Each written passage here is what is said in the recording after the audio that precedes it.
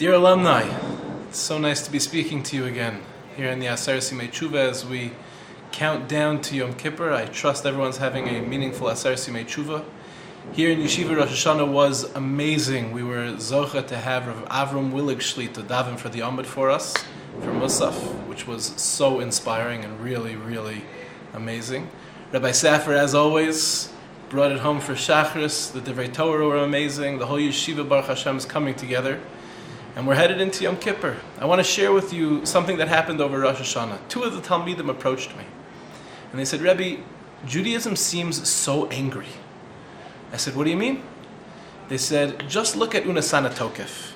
It's an angry tefillah. Who will live, who will die, who will be choked to death, who will have a calm year, who will have a terrible year. It sounds like a terrible tefillah.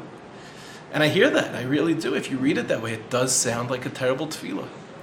So I sat down with him and I said, let's look a little bit more carefully at Unesaneh Tokef, because it really is one of the most climactic, inspiring tefillahs in all of Yom Norah. First, let's think about who's judging us. And I'm not talking about, oh, it's your father who's the judge. No, let's talk about really who's judging us. Hashem is judging us.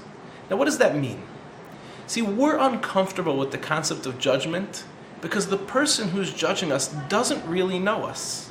If somebody would really know us, and I'm not talking about knowing a little bit about us, but if somebody knew us from the very moment we were born, think The Truman Show. They got to see every moment of your life, but more than that, they knew your parents' lives. They knew the lives of everyone around you. They understood the complexities of every single interaction that you've ever had in your life.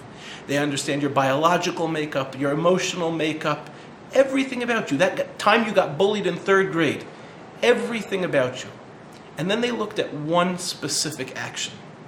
Is it possible that that person could walk away looking at you saying, man, what a Rasha? Of course not. If somebody really knows who you are, the only thing that they can be is compassionate. Okay, they behaved in a particular way that maybe wasn't so good. But that doesn't define them, because look at everything that went into that one moment. See, the challenge is we look at Hashem judging us as if one of our friends was judging us, and that's very, very uncomfortable for us. But it's not that way at all. The truth of the matter is the Rebbeinu Shalom knows us better than we know ourselves. If you could tell your friend that, let's say your friend comes to you and he says, I did something terrible. As a friend, you would say to him, it's not as bad as you think, it's understandable, let's have some compassion. However, we have to treat ourselves the same way. And of course the Rebbeinu Shalom treats us that way. The problem is we don't know how to read the tefillos. So let's look at Unesaneh Tokef again. Maybe we can learn it a little bit differently. Because the way I think I would prefer to read Unesaneh Tokef is as follows. You know, we were created to serve the Rebbeinu Shalom. We have a purpose in this world. That's the question that religion answers. Religion answers the question, who am I, what am I doing here, and how can I achieve my mission? So, we're here. The question is, are we doing what we were designed to do? And I think very often the answer is no. We are not yet doing what we are designed to do. I think we're in process, but we're not yet there. And so if we're not yet there, maybe we deserve not to be here. And that's the question that's being put in front of us. But the answer, and really the climax of Unesaneh Tokef is, Uteshuva, utefila, utzedaka, ma'avirin es roa hagzera. Now, again, you could read that in a sort of dysfunctional way. I really deserve to die, but if I do tshuva, I daven and I give tzedakah, then God will save me. I don't really think that's what it means. I think it means something closer to this. When I am in self, when I'm connected to myself, when I'm connected to God, and when I'm connected to those around me, the perfect version of self, the truest version of self, the self that we all yearn to be. Uteshuva, connection to yourself. Utefila, connection to Hashem. Utzedakah, connection to everybody else.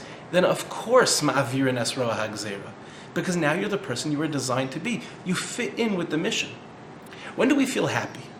We feel happy when we've done something well. Let's say you were hired to paint a house. So you painted the house. You feel happiest when the person who hired you walks in and says, wow, you did an amazing job. Then you feel fulfilled. You feel a sense of accomplishment.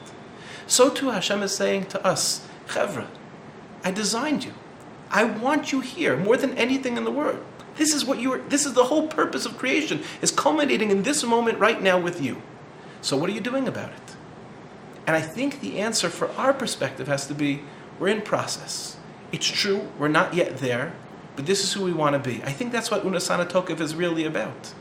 The problem is, so often we come with all this guilt and this shame of who we think we're supposed to be. But remember, Hashem is much more compassionate than we are. Just like a good friend is more compassionate than we are to ourselves.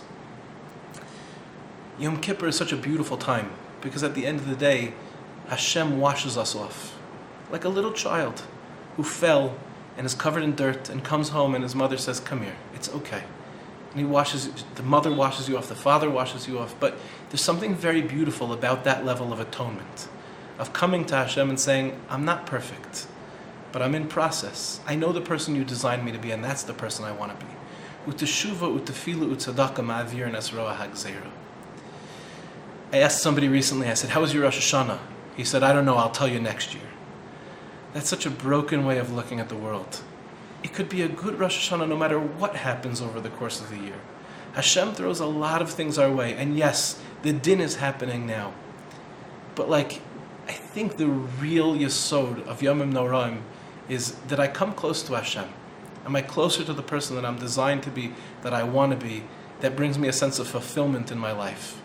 So if you had that type of Rosh Hashanah, of course you had a beautiful Rosh Hashanah. If when the Chazan is davening, you're not just listening, but you're a participant. You're clapping, you're dancing, you're involved, you're a member of a kehila, you're a member of a tzibur. How could that be anything but a beautiful Rosh Hashanah? How could that be anything but a beautiful Yom Kippur? We come to Hashem, we wear white, we declare, Elokai neshama shenasata b'tahiri. Rebbeinu Shalom, we're innocent. You have to know you're innocent. You'll tell me, Rebbe, I'm so guilty. Chevra, you're only guilty in your minds. In truth, the Rebbeinu Shalom is here to tell us all, you are so innocent. And welcome us back into his home on Sukkot, so that we can be covered, b'tzeled and mehamnusa, that shade of emunah, that shade of faith. Faith in Yiddishkeit is always born out of love. And to finally come back to Hashem and say, this is where I want to be. This is the only place I want to be. This is my home. So I want to bless us all of you out there, all the alumni, all of us here in the yeshiva, and everybody in between. Let's be zocha this year to remember how innocent we are, to come close back to HaKadosh Baruch Hu with love.